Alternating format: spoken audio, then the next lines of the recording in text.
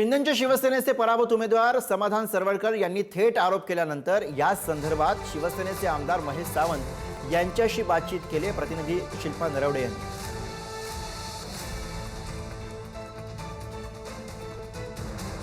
मुंबई महानगरपालिकेच्या निवडणुकांचा निकाल स्पष्ट झाला आणि त्यानंतर आरोप प्रत्यारोपाची लढाई आपल्याला पाहायला मिळते। दादर माहीम भागातला जो परिसर आहे त्यामध्ये समाधान सरवणकरांनी थेट आरोप केलेला आहे। भाजप असं करेल असं वाटलं नव्हतं, असं त्यांनी थेट आरोप केलेला आहे। आपल्यासोबत शिवसेनेचे आमदार महेश सावंत आहेत।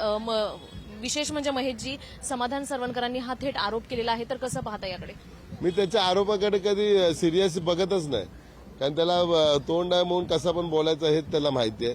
भाजपने जर तुम्हाला मदत केली नसती तर तुमचा डिपॉझिट जप्त झाला असं हे लिहून देतो आम्ही। ज्या प्रभादेवीने तुम्हाला एवढे वर्ष साथ दिले त्याच प्रभादेवीमध्ये तुमचा अस्त झालेला आहे। उदय जिथे झाला तिथेच अस्त झाला। ही शोकांतिका आहे। राजकारणात अशा घटना क्वचितच घडतात, जिथे माणूस वरती येतो तिथेच माणूस खाली जातो, असा सहसा होत नाही। परंतु प्रभादेवी जनतेने अन्याय सोसलाय।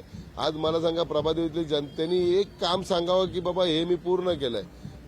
लोक कसे वागतात, कसे शिव्या घालतात ते आम्हाला माहिती आहे, पण ते ओपन बोलू शकत नाही, कारण ते घाबरतात। राजकारण्यांबरोबर ते दुश्मनी घ्यायला घाबरतात, कारण त्यांच्याकडे सत्ता असते, पोलीस असतात, पोलीस खाता असतो, बीएमसी खाता असते, सगळी त्यांच्याकडे असल्यामुळे ते ओपनली बोलू शकत नाही। ते मनातल्या मनात बोलतात आणि त्यांच्या जवळची माणसं आली की ते प्रगट करतात। त्यांच्या ह्या वक्तव्यामुळे भाजपमध्ये काहीशी फूट पडू शकते का? काही वेगळं प्रकरण घडू शकतं? काही फूट पडणार नाही, उलट त्यांची माणसं सगळी आता मला फोन करतात, दादा आम्ही काय तुझ्या विरोधात कधी काम केलं नाही, आम्ही तुझ्या बरोबर आहे, अशा आता आम्हाला काल रात्री सुद्धा दोघं तिघं भेटलेली। त्याच्या अगोदर दोघा तिघांचा फोन आला की आम्ही तुझ्या सोबतच आहे, काय घाबरू नको। पण ते म्हणतात पक्षप्रमुखांची 2 मुलं असतील किंवा 3 आमदार असतील, हे माझ्या विरोधात काम करत होते। त्यातल्या पक्षप्रमुख आहे, शेवटचे फक्त 5 मिनिटं तिथे आले आदित्य साहेब आणि अमित साहेब, दोघं फक्त 5 ते 10-15 मिनिटं आलेली। त्याचा काय प्रचार केला ते सांगता होता, आमची फेरी होती, त्याचं सांगता तिथे झालं।